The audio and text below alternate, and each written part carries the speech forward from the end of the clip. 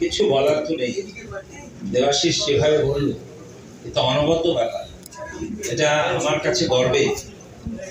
এমন সুন্দরভাবে বুঝিয়ে দিল যে কি করতে হয় কি করতে না হয়, এরকম আমাদের জীবনে তো হয়নি, কিন্তু এই জীবনে এসে আমার এত ভালো লাগছে। দেবাশিস এবং আমাদের তৃণমূল বলে না, আমাদের লোকের জন্য এত ভালোবাসা, এত চিন্তা।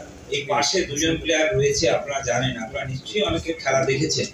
দুজন এত বড় প্লেয়ার সব দুজন আছে, দেখে আমি অভিভূত হয়ে যাই, এরা এত খেলেছে। তবে মোহনবাগান একটা জায়গা, মোহনবাগান আমার মনে হয় ভারতবর্ষে মোহনবাগান না থাকলে আর ভারতবর্ষের একটি ফুটবল থাকবে না। আমি চ্যালেঞ্জ করছি যে মোহনবাগান একটা এমন জায়গায় আছে, ভারতবর্ষের ইতিহাসে মোহনবাগান সবাই দেখতে পায়, সবাই জানতে পায়, আমি দেখেছি আমরা খেলে। সেই জন্যে মোহনবাগানের সাথে সবাই এক হয়ে আমরা যে হবে। তবে দেবাশিস এত ভালো বললো, আমি ভীষণ গর্বিত হলাম যে ও কত সুন্দরভাবে ক্লাবটাকে বাঁচায়, কত সুন্দরভাবে চলে, সেটা কিন্তু আমি বুঝতে পারলাম। সেই জন্য আমার এত ভালো লাগছে যে ও বেশি বড় কথা বলে না। কিন্তু আমি কয়েকদিন যাতায়াত করেছি, আমার তো যাতা হতো না, আবার চলে এলাম। যে মোহনবাগান আমাদের একদম ভীষণ প্রাণবৃত্ত ব্যাপার। আর সত্যি বলতে কিছু মনে করবেন না, আমি মোটামুটি ফুটবল খেলেছি যখন মোহনবাগানের সাথেই সব খেলেছি। এবং মোহনবাগান একটা এমন দল, আমার ধারণা যে মোহনবাগান যেখানে থাকবে সেখানে শ্রেষ্ঠ প্লেয়ার আসবে, শ্রেষ্ঠ খেলা হবে, সব মানুষ ভালো হবে। এই জন্য আমার একটা জীবনের ইচ্ছা যে আমি এইখানে খেলেছি, এত ভালোভাবে ছিলাম। এই ফুটবল খেলায় মোহনবাগানে খেলে আমি এত ইন্ডিয়া ক্যাপ্টেন হয়েছি, তাহলে কেউ কিছু করতে পারতো না। এই জন্যই মোহনবাগান একটা অন্য মাত্রায় আছে। আমি সবাইকে বলি যে আমাকে, আমার মা একজন প্রতিবন্ধী, সম্মান আছে, কিন্তু মোহনবাগান যদি না থাকতো আমি বোধহয় ফুটবল প্লেয়ার হতে পারতাম না। এবার সিরিয়াসলি বলছি, এত জায়গায় যাওয়া, ইন্ডিয়া খেলা, সবকিছু করা, এশিয়ান কাপে সবকিছু পৌঁছানো, এটা বড় ব্যাপার। তাই আমার মনে হয় আমাদের পরিবারটা সব একটা নিজেদের পরিবার। মোহনবাগান মানে সবাই মিলে একসাথে আমরা কাজ করছি, চলছি, সব ব্যাপার হচ্ছে এগুলো। তবে আমার ভালো লাগছে যে মোহনবাগান এগিয়ে যাক, ক্রমশ মোহনবাগান আরো ভালো হয়ে যাক। আমার কাছে মনে হয় খুব আনন্দ হয়, গর্ব হয় যে ভালো খেলছে, সবাই মিলে যাচ্ছে মাঠের মধ্যে। এখন বাচ্চারা ভীষণ ভালো, বাচ্চা ছেলে মেয়েদের দেখছি কি সুন্দর দৌড়ে যাচ্ছে একদম ওখানে। আমাদের সময় ছাতা নিয়ে বড়রা যেত বেশি, কিন্তু এই সময় দেখছি সবাই মিলে যাচ্ছে, খুব ভালো। আমি অন্য ক্লাবকে কিছু বলতে আসিনি, আমি বলতে এসেছি মোহনবাগান এর চেয়ে বড় ক্লাব ভারতবর্ষে কোনোদিন আসেনি, আসবেও না। এত সুন্দরভাবে সবাই আসাটা দরকার, সেটা আমি দেখলাম একটু আগেই। ওকে দেখে আমি অভিভূত হয়ে গেলাম, সব মুখস্থ করে রেখেছে, সব সময় কোনো বড় কথা বলে না। আমি কদিন ধরেই মাঠে যাই, একটু ঘোরাঘুরি করি সুযোগ পেয়ে, সেই সময় দেখি দেবাশিস বলে দাদা চা খাও, কিন্তু কাজটা যে সুন্দরভাবে হচ্ছে সেটা গর্বে। বহু মানুষ ভালোবাসে, এই বলার কিচ্ছু নেই।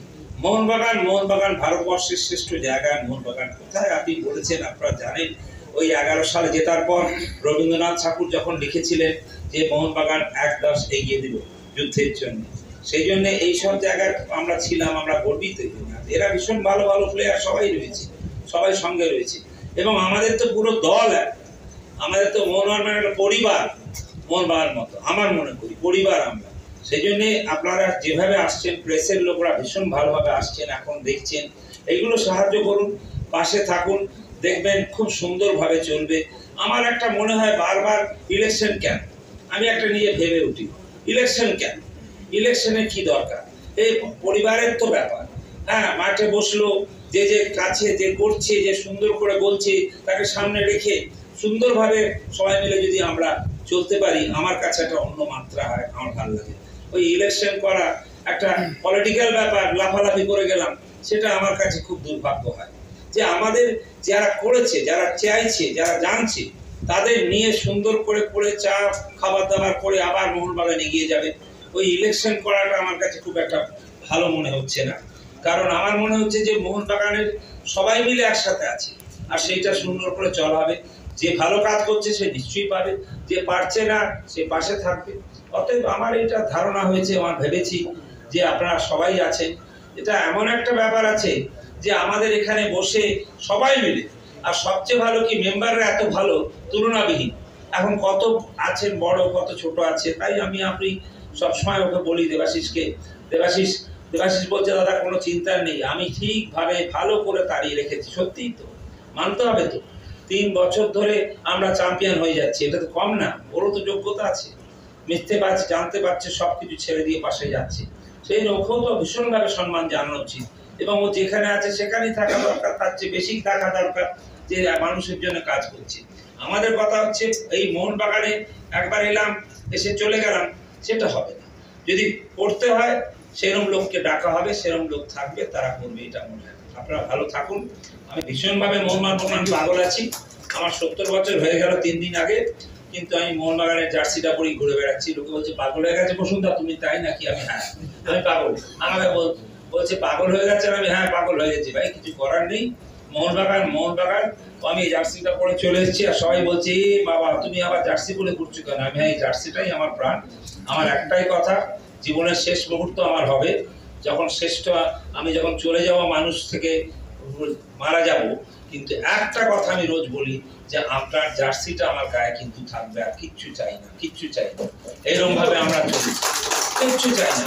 আমার জীবনে মোহনবাগান মানে একটা বিরাট ব্যাপার। মোহনবাগান সবাই আমরা পাগলের মতো, ভাবা যায় না। তো এই ক্লাবটা এত সুন্দরভাবে এগিয়ে চলেছে, যারা করছেন তারা অবশ্যই করুন।